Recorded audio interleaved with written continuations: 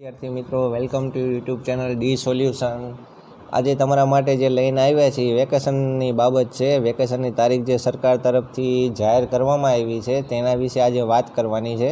જો વિડીયો તમને ગમે તો લાઇક, શેર અને સબસ્ક્રાઈબ કરવાનું ભૂલતા નહીં. ને આવી અપડેટ માટે અમારી સાથે જોડાયેલા રહેજો. તો ચાલો શરૂઆત કરીએ.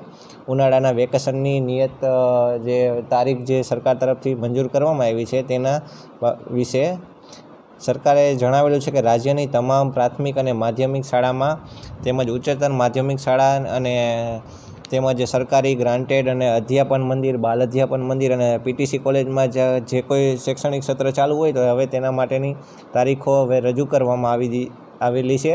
એની તારીખનો સમયગાળો છે 9/5/2024 થી 12/6/2024 સુધી, એટલે કે 35 દિવસ સુધીનું આપણું ઉનાળા વેકેશનનો સમયગાળો રહેશે.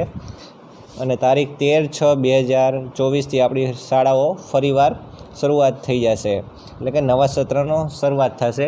ટોટલ આપણું 35 દિવસનું વેકેશન છે, બરાબર. તો હવે આપણને સરકાર તરફથી વેકેશન જાહેર કરવામાં આવેલું છે અને પરિણામ પણ આપણને અગાઉ આપી દેવામાં આવશે. તો આવી અપડેટ માટે અમારી સાથે જોડાયેલા રહેજો. અને જો વિડીયો ગમે તો લાઇક, શેર અને સબસ્ક્રાઈબ કરવાનું ભૂલતા નહીં.